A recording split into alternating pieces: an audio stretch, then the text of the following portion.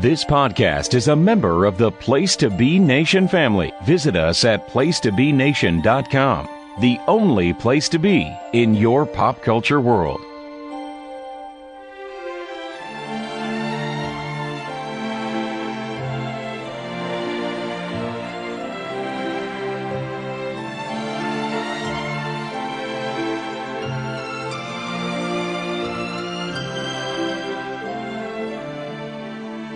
Hello, listeners, and welcome to episode number 37 of the Glenn Butler Podcast Hour Spectacular, where apparently we're doing an episode of the Glenn Butler Podcast Hour Spectacular again.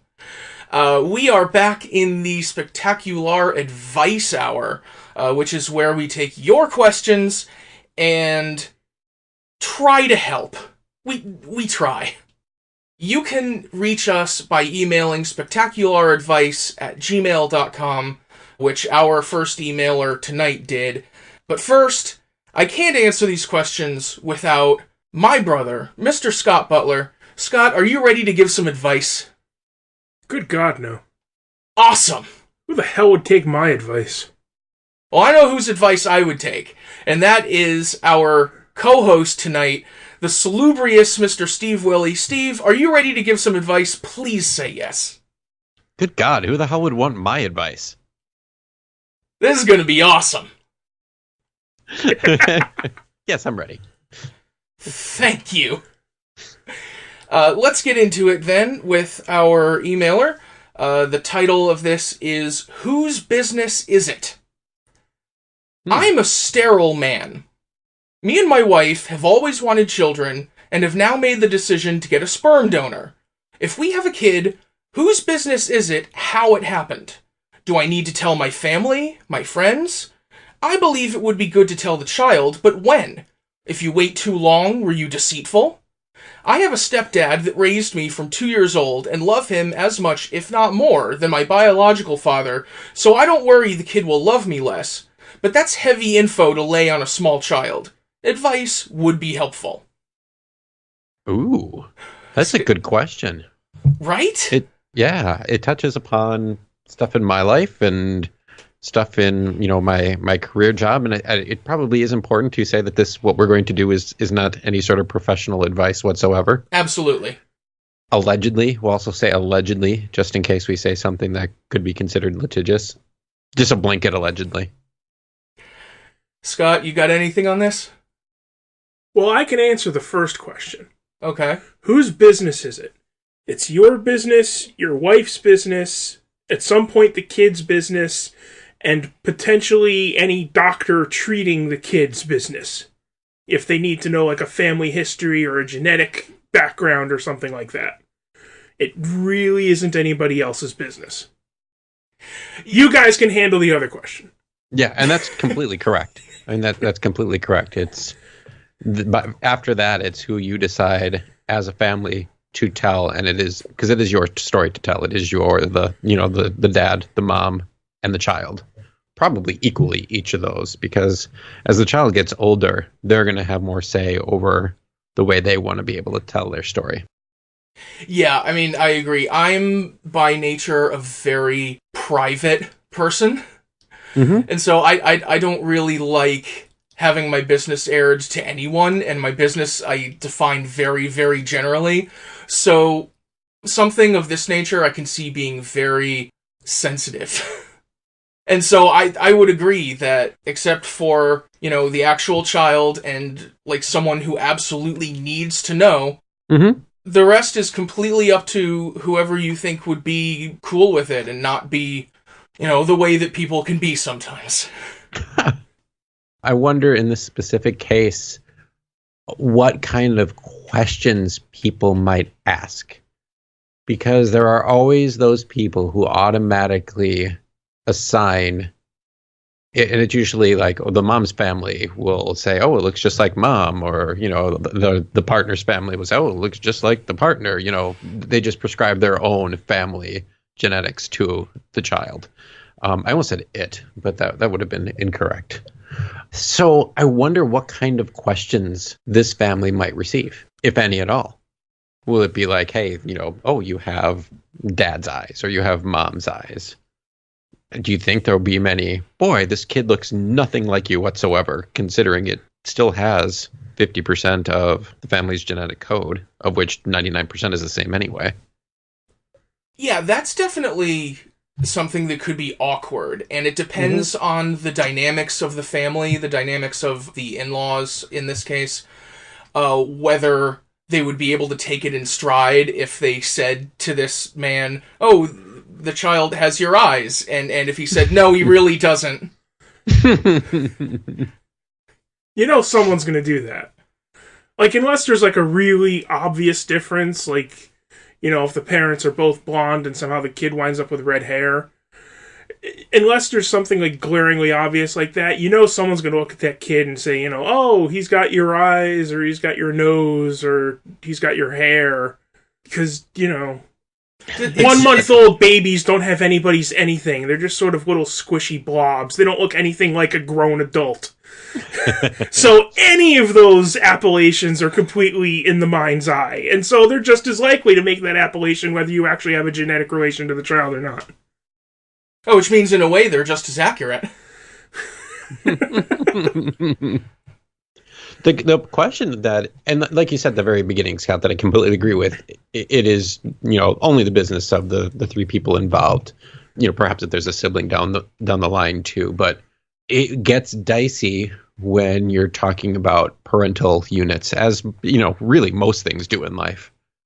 If they choose to tell the parents or tell the in-laws, first of all, how does that conversation go?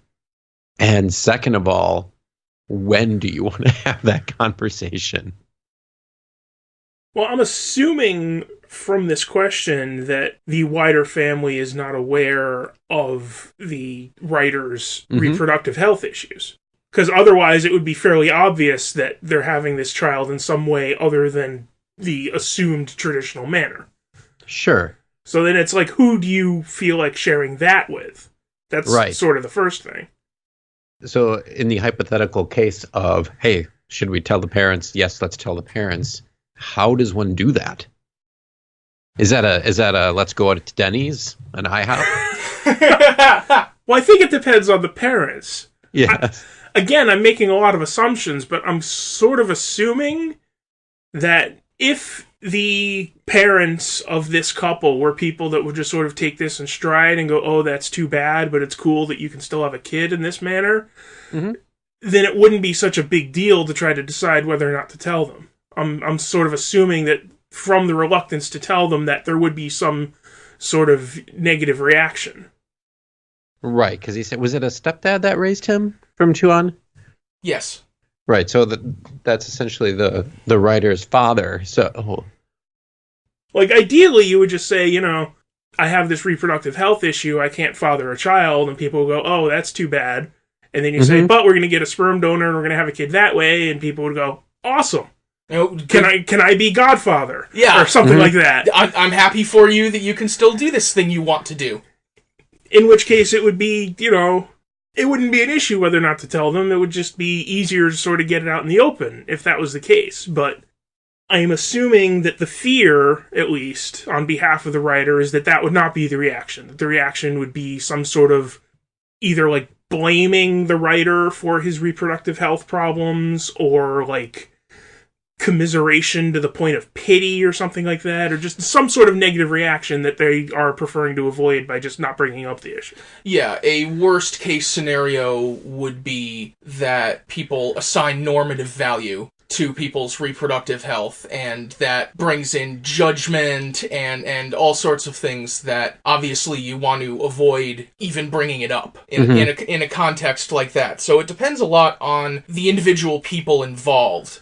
And that can be hard to gauge, you know, what exactly someone thinks about something like that, because it doesn't come up all that much.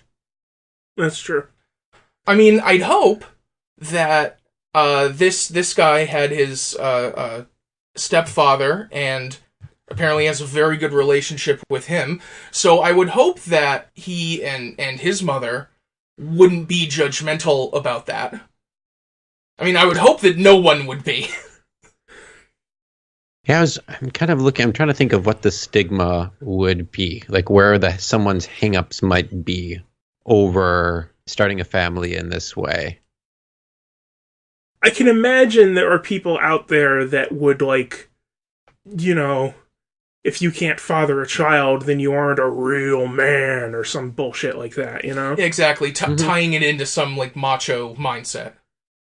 I'm looking at a website right now from the Fertility Center of California, and it says that 1 in 8 couples have infertility issues, and up to 30% of those issues are caused by male fertility issues. So it's not like this is an uncommon thing, but it's not going to be something that people talk about. Right, exactly. And in that concept, I mean, there is value in visibility. In something like that people don't talk about enough. Although, of course, if that's going to come at personal pain to you, you're under no obligation to, like, give up your comfort for the cause. Right. I could think of, people not knowing the genetics of their background, but I would be pretty sure that you're going to have that information, especially if it's going to be... Did they say if it was someone that they knew that was donating the sperm, or is it going through a clinic, or did it not say? The emailer didn't specify. He just said, we've made the decision to get a sperm donor. Mm-hmm. And no matter what, you're going to have that information. So there doesn't have to be any worry about health benefits or, health concerns about the background of the person who would be donating. You're going to have all that information. Right. So then the question is, when do you tell the child? Yeah, and that is a very hard one because you don't want to wait too long. Right. I mean, like our emailer says, how long does it go on before it's deceitful? I think that's the sort of situation where you maybe don't want to lay that information on a child who's too young to understand it, but you also don't want to lie about it. That's what I was going to say. I mean, when you tell the child, don't you also have to sort of explain the mechanics of infertility and sperm donation to explain what happened? Right. So you can't do that with a 6-year-old.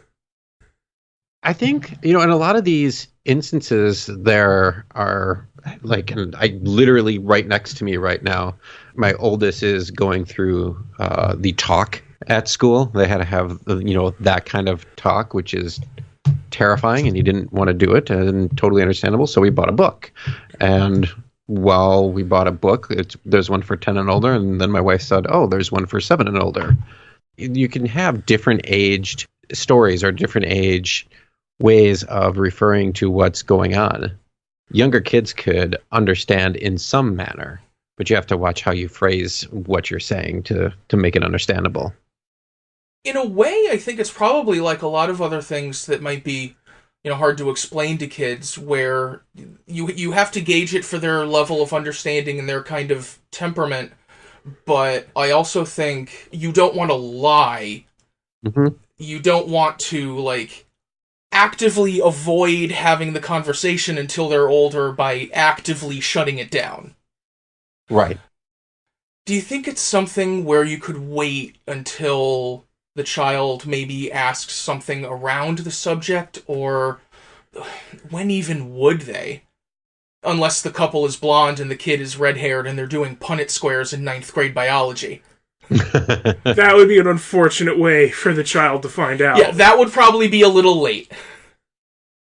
I think first, go with their questions, because there's probably, at some point, they're going to ask, how are babies made? And, you can be able to tell about the many different ways children are made, and by the end of halfway through that story, they'll be moved on to something else anyway, and you might have to tell them a couple times.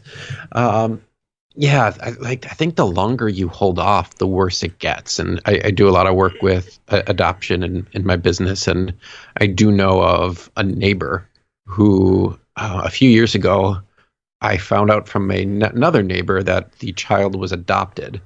I don't know these people.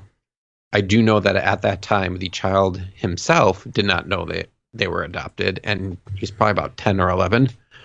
And that seems to be even worse than the situation of, if I know that my neighbor is adopted, who I don't even know personally, and he doesn't.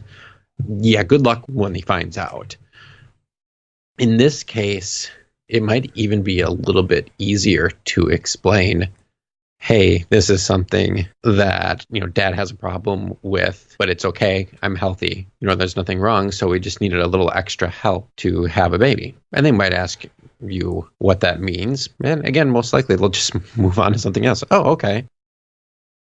Yeah, I will obviously defer entirely to you on questions of child psychology, but I think it's a very good idea to kind of wrap that into the overall the talk. Mm-hmm. Some people have babies this way and some people have babies this way, and that's how mom and dad had you. Yeah. At this point in time, we know so much about different types of families, and as the writer said, his family is different than a traditional family as well. That's a different kind of family that, we were all told when we were kids, a mom and a dad and 2.2 kids and a dog and a cat.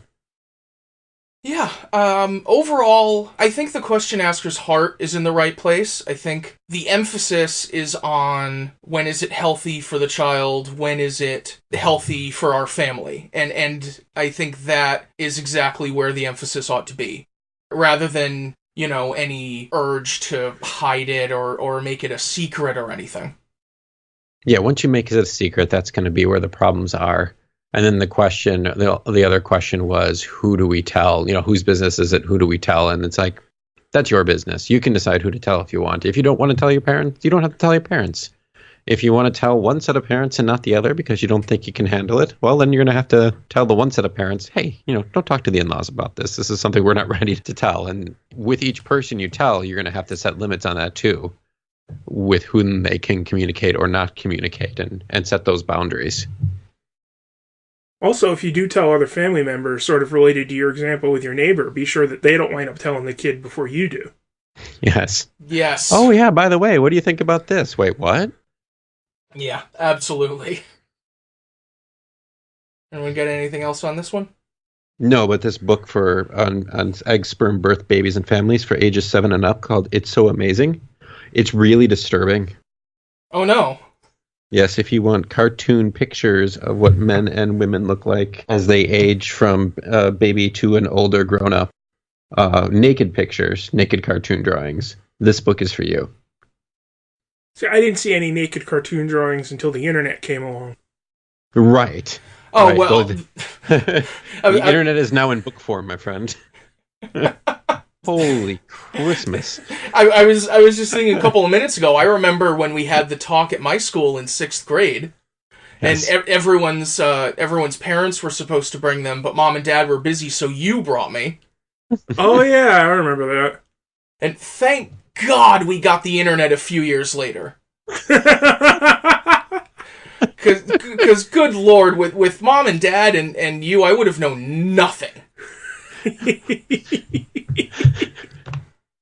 Yeah, I'm going to have to recommend this book to people. It's so amazing, and I just want people to read it and see how upset they get, how uncomfortable. Because yeah, it does bring back all of those talks that you have at school, and I remember having the talk with my dad in the shed, and I don't remember any of it, and I don't think any of it was probably useful information whatsoever.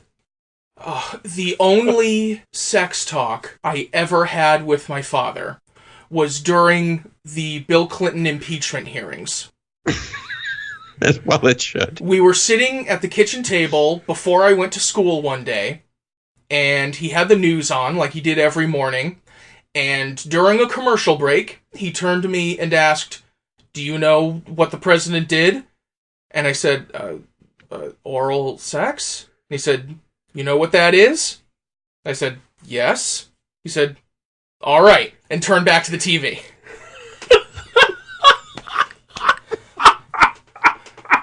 And that kind of, for our writer, that's a lot of parental talks right there, even as you get older. That's the extent of it. Oh, okay. Let's see what's on Matlock. Exactly. Wow. Yeah, I just remember, I don't even think it was any detail whatsoever about sex. I think it was just like, it was time to have the talk, and there might have been the word respect thrown around or something. Like, I don't remember a minute of it except sitting and staring. I think maybe I dissociated. Oh man, when I was a senior in high school, I asked my dad how to ask a girl out. Mm-hmm. And he kind of looked off into the distance a little and mumbled something about being very respectful. And that was about all I got out of him. Man, you had all these deep, meaningful conversations with Dad. You didn't? He didn't give you this sage advice? No. Well, that's just as well. You got the internet eventually. Yeah, so I got the internet eventually. it turned out okay. Do you think he didn't have the talk with you because, like, okay, yeah, I really screwed that one up. So now I've learned. So I have to tell Glenn to be respectful. I didn't say anything. I didn't say anything to Scott. So really, I'm gonna have to really focus on this one. Gonna double down. Yes. Respect. Glad we can have this talk. Wait, our dad was Stu Hart? No, your dad was Aaron George doing an impression of Stu Hart. Ah. Oh no, an impression of Aaron George doing an impression of Stu Hart. Respect him. Yeah, gonna respect you. And then stretch the woman. Yeah, stretch her. Okay, I specifically was not going to go there. That's why we have co-hosts. Exactly. That's why we have a diversity of thought on this show. Do you think we've helped this person? I think that's that's something we really have to think about at the end of when we do these shows. Do you think we've helped in any way? Well, if there's an anxiety about a perceived obligation to tell people, I think we can reassure you that you don't have that obligation. No, not at all. That is between you and your wife and the child, and like Scott said, any doctor who needs to know genetic background information. But otherwise, that is entirely up to who you think will be respectful and who you think will basically be cool about it. Yeah, it's your birth plan. It really is. It's your birth plan, not anyone else's. And it even goes down to like, who you want in the room or in the hospital when you have the baby. That's your choice. It doesn't have to be, traditional, or it could be anything you want. It could be your intern. It could be your next door neighbor. It could be mom, dad, stepdad, nobody. I get the idea, reading a lot of people's experiences, that when someone becomes pregnant and when a family, becomes pregnant, a lot of people outside of that put expectations on it and put obligations on it. And I think it's really valuable to remember that it's your journey, and how you manage that is up to you in what works for you. Yeah, and that pushes it beyond the speedometer, because you're going to be getting a lot of advice from all these different people that have nothing to do with this, and those are conversations that you have with your significant other over time. Is what do we want people to know? What do we want people not to know? And as long as you're on the same page, as long as you're talking together and communicating as an immediate family, you're not really going to see any problems. I hope so. I hope everyone that you choose to tell is cool about it, and I hope that you have a beautiful child and a beautiful life with your family. Thank you very much to that writer for reaching out to us. We will be back with a special second segment, and we will be talking about sandwiches. Ooh. Now that I have opinions on. Exactly. So we will be right back.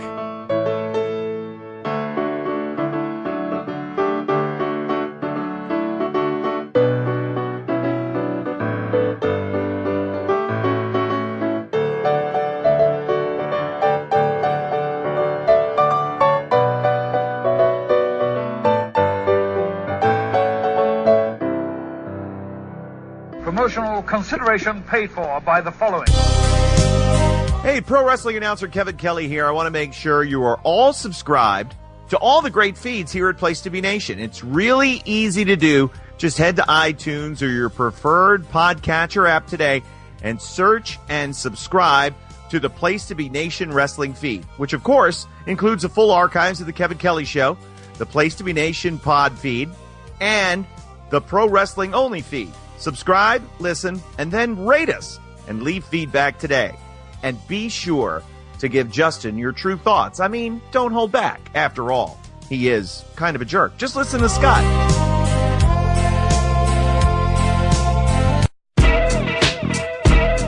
Place for Nations, JT Rosero and Chad Campbell here. We want to let you know that we have a ton of great podcasts available to you on iTunes, Stitcher, Google Play, and PlaceForNation.com. We offer them to you on 2 great feeds. On the Place for Nation Wrestling feed, we bring you the Mothership, the Place to Be podcast, along with Main Event, Survey Says, the Monday Night Wars, and our monthly pay-per-view reaction show, as well as Jeff Learns Wrestling. In addition to these full-length shows, we also deliver special network podcasts and pod blasts on topics old and new. Over on the Pro Wrestling Only feed, we dive deep inside the wrestling business with a stacked army of experts leading the way. The feed features potpourri shows such as This Week in Wrestling, Greetings from Allentown, Match of the Week podcast, and the Military Industrial Suplex. We also have shows that focus intently on certain topics like Through the Years, Worldcast, Strong Style History, Strong Style Story, and Mount Olympus. Plus, the feed has the full archives of legendary shows like Titans of Wrestling, Where the Big Boys Play, Letters from Center Stage, and Letters from Kayfabe, plus much more. And on our very popular Place to Be Nation Pop podcast feed, we offer such great shows as Talkin' Pop, the Glenn Butler Podcast Hour Spectacular, NBA Team, PTBN Play, Sunday Groove, Breaking Balls, and Lucha Undead, as well as a veritable podcast heaven for comics fans with the hard-traveling fanboys, Sellers Points, Todd Weber's Conversations, Geek and Sassy, and Marvel Age podcasts. You can find all of these current shows, plus archives of our past podcasts, including The Kevin Kelly Show, as well by subscribing to both feeds on iTunes. And while there, be sure to rate and leave feedback today. All these shows, plus others, available at PlayStation.com, where we cover pro wrestling, sports, movies, comics, plus in-depth stretch projects and more. Be sure to support our site by using PlayStation.com/Amazon when doing your online shopping, and download our free PTB Vintage Vault Refresh ebooks via the links on our site. We also want to thank our friends at Boneheads Wing Bar in West Warwick, Rhode Island, and Fall River, Massachusetts, and historyofwrestling.com. Be sure to follow us on Facebook, Twitter, Instagram, and Tumblr as well. PlayStation.com, the only place to be in your pop culture world.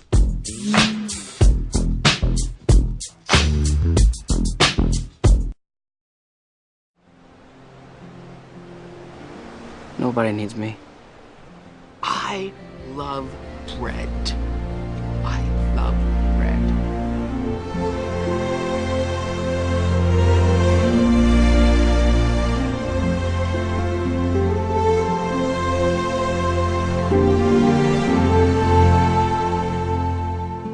And we are back on the Spectacular Advice edition of the Glenn Butler Podcast Hour Spectacular, and in this second segment, we have a very special question that was sent to us in many different ways by friend of the show, Andy Helene, after our previous Spectacular Advice show, in which he asked us the question we asked to be asked: what is the best way to make a grilled cheese sandwich? Scott, I know you have thoughts. Okay. The best way to make a grilled cheese sandwich, and this might be a controversial opinion. Uh-oh. You have your 2 slices of buttered bread. You put cheese between them. Mm-hmm. You fry your sandwich. Interesting. The end. In oil? In the butter. Okay.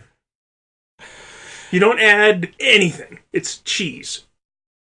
You know, that is pretty good. Let's keep it to the basics. Yeah, people do all sorts of fancy grilled cheese sandwiches. And I suppose if that works for you, I'm not here to judge. But I too prefer just a straight up, you butter the outside of the bread and you fry it in the butter that you put on the outside of the bread. People use mayonnaise, which I don't understand. Yeah, that's what my mom did. And I've done it with Miracle Whip, and I don't like mayonnaise, period. And I don't really like Miracle Whip, but that was just the way I learned. So it has a little bit of a tang to it, and it is the same thing as the butter. It just makes it so the bread doesn't burn. But yeah, I prefer butter or margarine or some type of spread like that as well. I like messing around with the cheeses. I was just going to say, does anyone have an opinion on best cheese to use? Mozzarella can sometimes be fun. gets a nice stringy quality to it. Interesting. Yeah, that can be very stringy. You want something that's going to melt well. You can't use a very hard cheese. Like, No. about the hardest cheese you could use is a cheddar. I'm sort of a traditionalist on this. I generally stick with American cheese. Yeah. Cheese product. Cheese food. Mm-hmm. Cheese-flavored product. Do you call your grilled cheese grilled nationalistic cheese? Are you an America First grilled cheese sandwich? Although that does depend on what kind of bread you're using. Well, that too. I'm assuming bog standard white bread, in which case I go with bog standard cheese-flavored product. Exactly. If you say the phrase grilled cheese to me, what I'm picturing is just plain old Wonder Bread. Mm-hmm.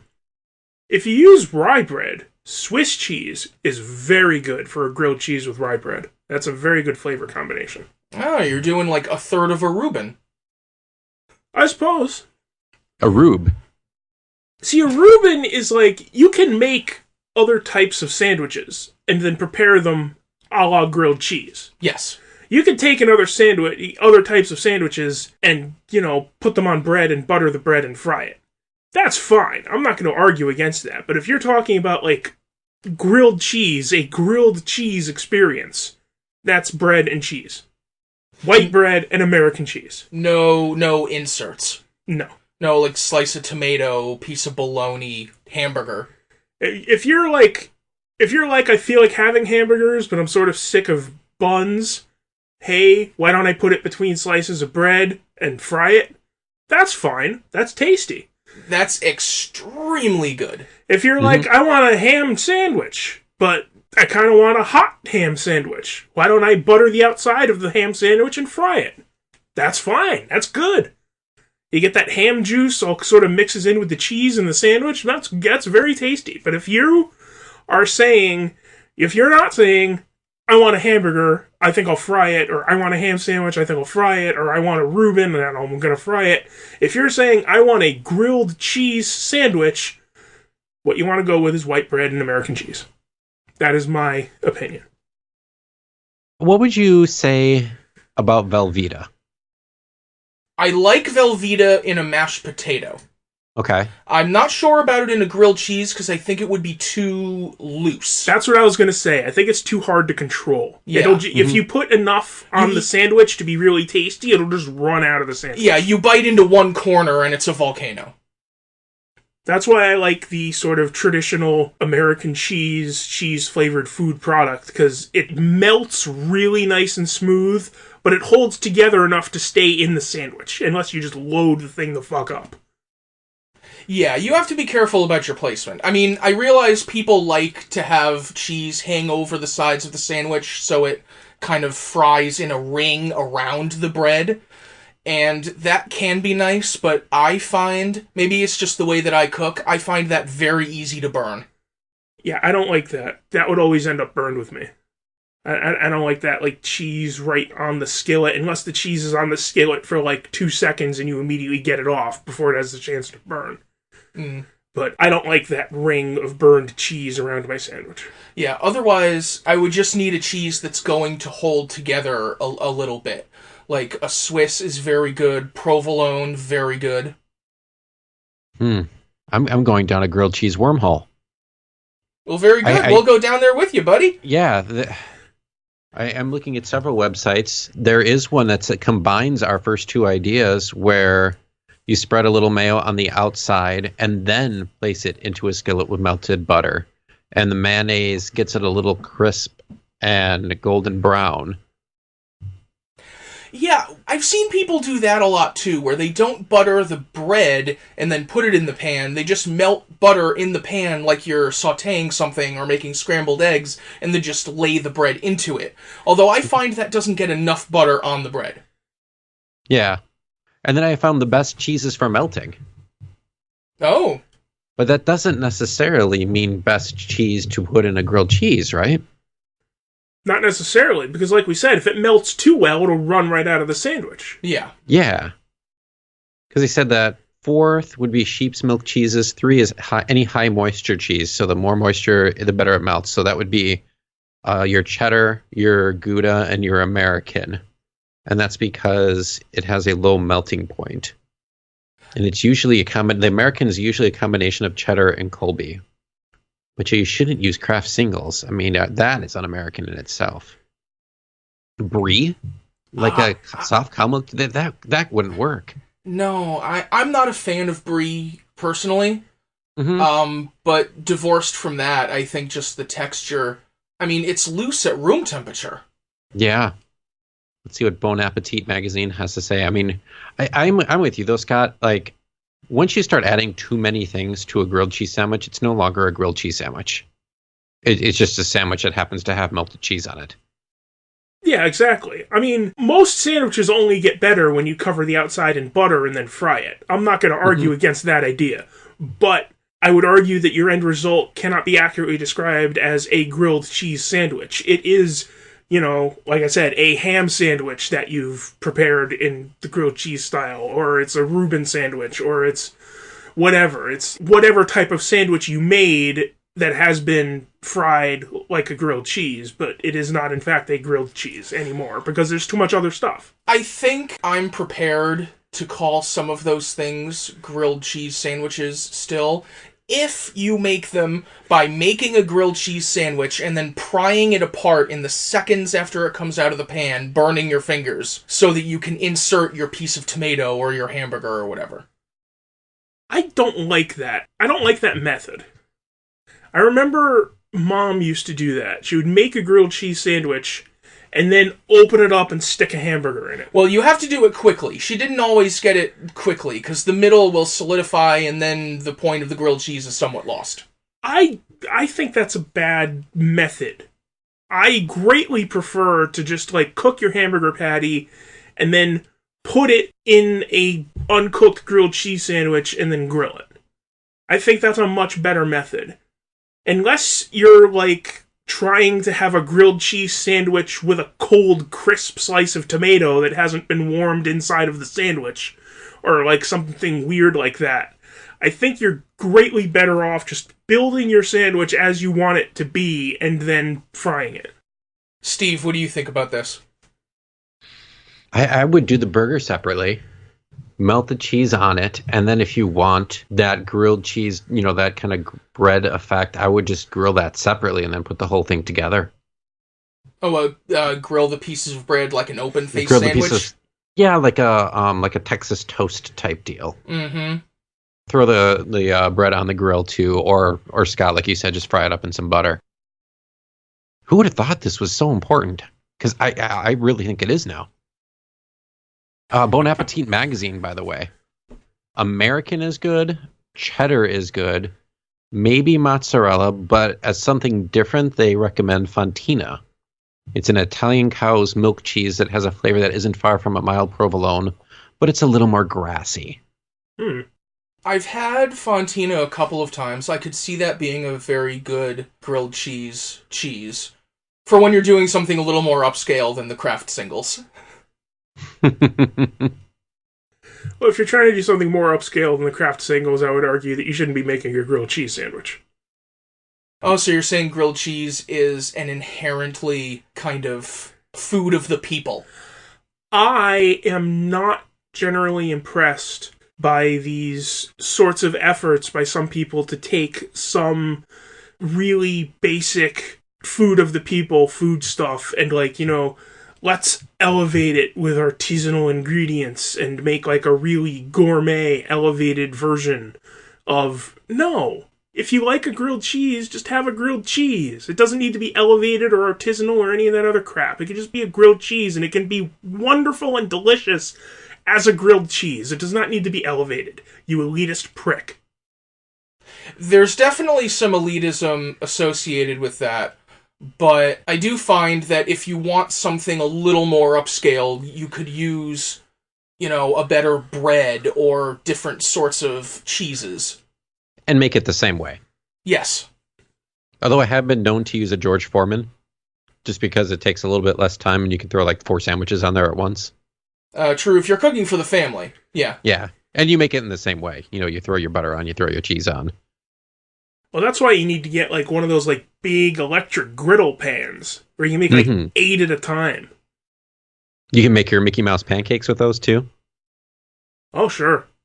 You have to sort of adjust the angle, because a lot of those things are made for like fat to run off one end, and you don't want your pancakes to run off the one end, and so you may need to like jimmy the thing with like the handle of a knife or something to get the thing more level to make pancakes on it.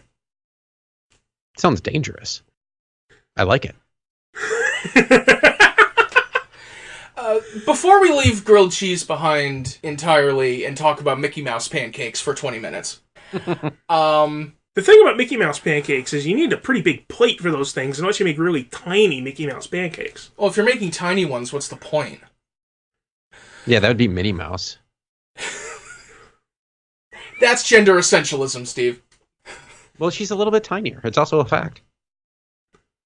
So, I want to mention one use of grilled cheese sandwiches that we're going to have opinions about. Oh, good God. Outside of eating them?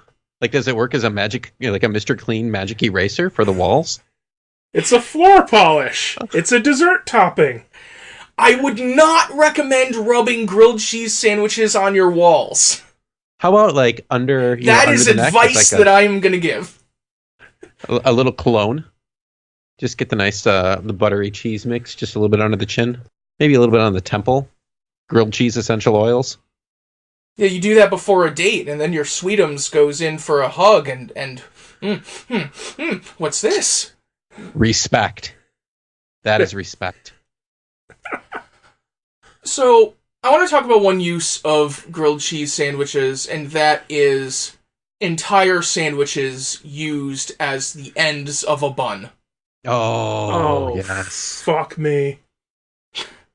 This is something that I saw many times on television in the sort of look at these weird foods shows, and wasn't entirely sure was actually done in all that many places in real life. Mm-hmm. But apparently. Oh, yes. I decided to try it once, just to say that I did, at Place to Be Nation's very own Boneheads. Okay. And I gotta say, the sandwich held together better than I expected. It was better than I expected. The grilled cheese sandwiches themselves were not of very high quality. Like, as individual components. They were not paid as much attention as the burger and the toppings and all that stuff. We should talk about that. Do restaurants ever make a really good grilled cheese?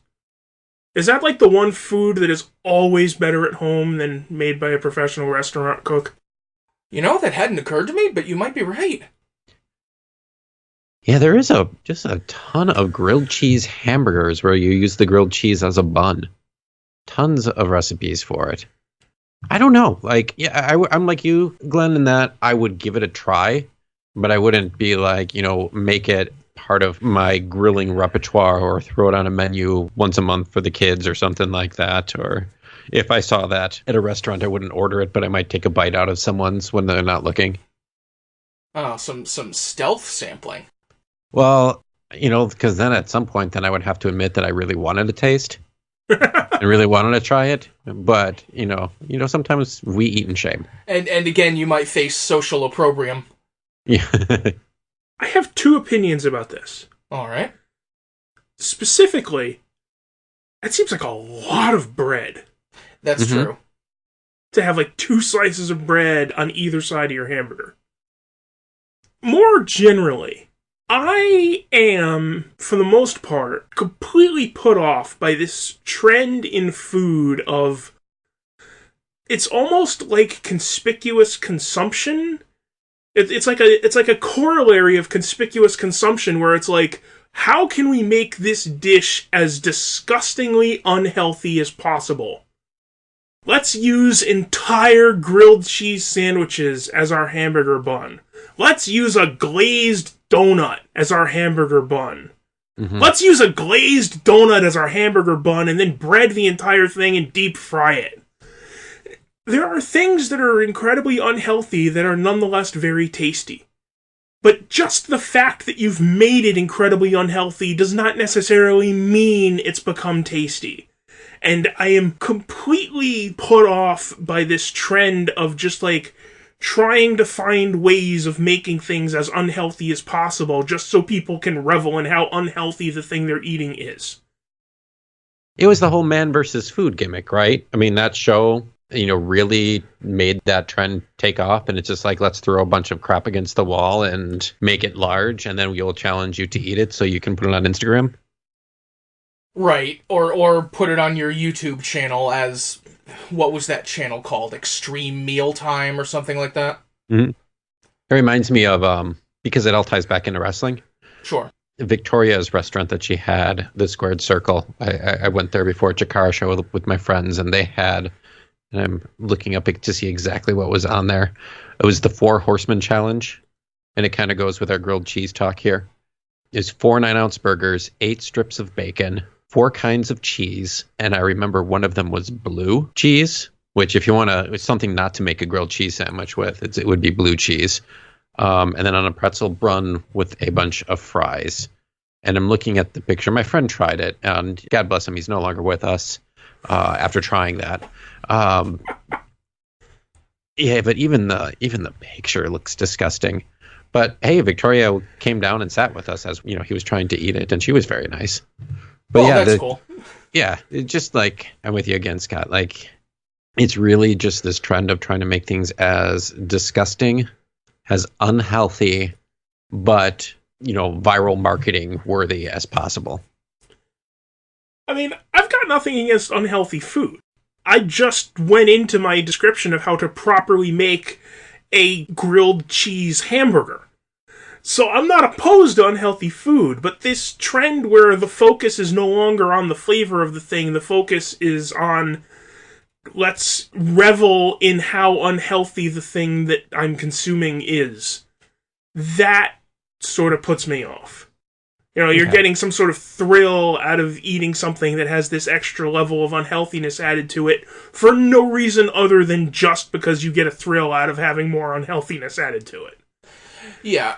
And with the grilled cheese bun burger, the double grilled cheeseburger, I think each component would be better separately. Yeah, I would agree with that. Do you think that, going back to food shame, because I know, and I'm not going to speak for anybody else, but I've joked with you, Glenn, about, going to Taco Bell, it's right down the road, and there's a little bit of shame in going to Taco Bell on your own. Do you think that having such a monstrosity that is so unhealthy and bragging about it is a way to hashtag take back food shame? If I can coin a new hashtag. Just take it back and just revel in it. So now you've reversed the shame into a kind of look at me, take the negative attention into a positive attention. I'm not sure that that's taking back the shame as much as it is kind of fetishizing it almost. It's fetishizing it in a way. I think in a way it's reinforcing that food shame for anyone who would eat the components in earnest. Because it's all very ironic.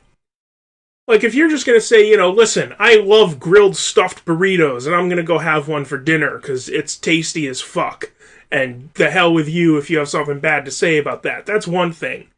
But, like, I'm going to take a hamburger and put it on a glazed donut and then dip the whole thing in batter and fry it up. I don't think that's doing anything one way or the other about food shame, except possibly reveling in your contradiction of it. Like, food shame is necessary to the experience of the glazed donut hamburger or the 2 grilled cheese sandwiches as buns on your hamburger. Food shame is necessary to that experience because without the food shame, there's no point in eating that stuff. Because you're not eating that stuff because it's delicious. You're eating that stuff because of the shame that is associated with it, and you get some sort of thrill or pleasure or whatever from eating the thing that this much shame is normally associated with. So I think there's a difference there between, like I said, just like unironically enjoying a Big Mac because you enjoy a Big Mac, and the hell with any shame someone tries to attach to that, versus eating these foods that are specifically engineered to engender as much food shame as possible, because that's an intrinsic part of the experience. I can buy that. Yeah, I completely agree. Boy, we've gotten off of the grilled cheese topic, Well, kind of. To get back to grilled cheese, Steve, you mentioned a blue cheese grilled cheese sandwich a minute ago, and that brings to mind, what is the worst cheese for a grilled cheese? Like, it would have to be something that doesn't melt and is very crumbly. So, like, feta? I think you can use a blue cheese in a grilled cheese, as long as it's not the only cheese. Yeah, you can sprinkle it into a cheddar or a provolone or an American or something else that melts well, and so, it gives you different flavors in different bites. But as the only cheese, no, that's a very bad idea. I mean, in that case, adding the blue cheese would be the same as adding bacon or adding a hamburger patty or something like that. It'd just be another flavor profile in amongst the cheese that's actually holding everything together. But if you're going, exclusively with crumbled blue cheese... How do you even flip the sandwich? How do you even cook it? It's a good question. The rabbit hole's continuing, guys. Oh, yeah, for sure. Well, the worst cheese could be either end of the spectrum, right? It could be either a really hard cheese that doesn't melt, or something like Velveeta, or something way on that end of the spectrum that just, turns to water and runs all over the place rather than staying between the slices of bread. Either end of that spectrum would be horrible. You would get a bad sandwich. The hard cheese, I think, would be the worst, because you'd eventually burn the bread by trying to melt it.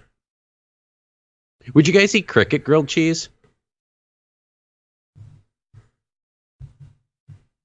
What? Have I destroyed the podcast? I don't think I've ever intentionally eaten an insect. Well, Scott got reminded of what and I think I posted this in one of our live chats, the Calgary Stampede, which is Canada's version of State Fair, where you have ridiculous, fried food. In the Midwest, it's usually some sort of fried food on a stick. But the Calgary Stampede had something called prairie oyster balls that we can get back to. But as I was looking for that, they have cricket grilled cheese, which is Texas toast, which I also think would be a great bread for grilled cheese, a little bit thicker. And actually, now I think about that, they served that in college. They called it a BAC, a big-ass cheese. And it was like a giant grilled cheese sandwich with just, your regular, typical grilled cheese, your American, whatnot, and just larger pieces of toast. It was very good. But this is a Texas toast 4-cheese blend, and it is topped with a healthy serving of crunchy, tasty crickets. And if you look at the picture, instead of mushrooms or onions, indeed, there are crickets that are in between the layer of cheese and the bread. Lots of people eat insects, and lots of people really like it. I think they're a little more common in Mexican food. So I wouldn't put it out of mind entirely. It's just not something that's within my experience. I would prefer it to be something that remains not within my experience. Well, all right then. They also did have the prairie oyster balls, which falls under what Scott is saying about make something the most disgusting, obscure, unhealthy thing possible. It is mini donuts topped with a bull testicle. I was gonna say it's probably like a Rocky Mountain oyster, right? Yeah. There's bull testicles on top that also have a prepared blueberry compote topped with a dollop of whipped cream and sprinkled crushed nuts. Wow. Mm-hmm. Inside of a grilled cheese sandwich. Oh, well, there you go. Now it's good. See, I don't like the mixing of sweet and savory like that. I know that's kind of a big thing lately, the last few years, but it's not really my thing. I don't want, whipped cream on my fried meat. I don't need that. I don't mind the little bit of salt that they, the salted caramel that they do a lot lately, if it's just a little bit. But yeah, if I want sweet, I want sweet, and pretty much I want sweet all the time. Yeah, you can make a sweeter sauce. There are lots of sweet sauces that I think are very good, but sort of mixing whole components like that, like the whipped cream, I don't understand. I don't want whipped cream and blueberry sauce on my grilled cheese. Or your bull testicles. No, nor on my bull testicles. I'm not necessarily opposed to trying a bull testicle. I mean, you know, deep fry it. It can't be that bad. On that note, if there was ever a time to end the show. Andy, our question asker, I hope we helped. Right. Try some recipes and let us know what you think. And if you run into a bull testicle, just don't put whipped cream on it. But, you know, hey, give it a shot. Sure. We have a late-breaking question that came into the show. No, we don't. Yeah, are you making this up? Do we actually have a late-breaking question? We have a late-breaking question. It just came in. Scott in Connecticut writes... No, he didn't. I co-host a podcast that hasn't updated in 6 months. Do you have any advice on how to update more regularly? Steve, what do you think? I know a few Scots in Connecticut. Yeah, true.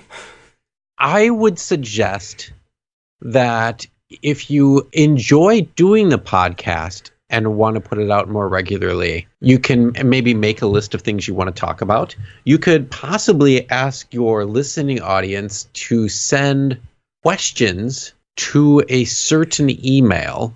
What could that email be, Glenn? Like you come up like an email at random. Off the top of my head, I think people should probably send emails to spectacularadvice@gmail.com. That sounds like a good, completely made up email that might work if I tried it. I got to go register that before we put the show up. You probably should. Are there any other topics that you think you could cover, say, on a podcast to make it come out more often than 6 months? Because I know a Steve from Wisconsin that might be looking into doing this as well. It's a quandary, it's a real problem. Yes. Local Eastern Jewish politics? No, that wouldn't work. Yeah, this is a very good question. I think I would need more information, like how often should it come out?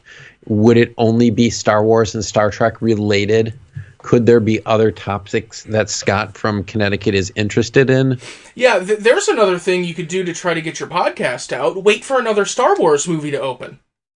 Well, I mean, that pretty much is every 6 months at this point, correct? I don't know if that's a good idea. Didn't one of them just open? Like, apparently he hasn't updated since then. Oh, that's right. Well, maybe he'll work on it. On that note, Scott from Connecticut, I hope we helped. Thank you very much, Steve, for being with us for another spectacular episode. Oh, always. Thank you, Scott, for being with us. Say goodnight, Scott. I have always been here. Yeah, there you go. And thank you, listeners, for being with us as well. And please, if you have any other questions for us, send them to spectacularadvice@gmail.com, and someone will read them. It might be me. Thank you very much, and good night. But I like sandwiches, how about you? Sandwiches are beautiful, sandwiches are fine. I like sandwiches, I eat them all the time. I eat them for my supper, I eat them for my lunch. And if I had 100 sandwiches, I'd eat them all at once. Oh, sandwiches are beautiful, sandwiches are fine. I like sandwiches, I eat them all the time. I eat them for my supper, I eat them for my lunch. And if I had 100 sandwiches, I'd eat them all at once. Well, we bought a book. There's one for 10 and older, and then my wife said, "Oh, there's one for 7 and older." That's written a little bit differently. Oh my God, I just got scared.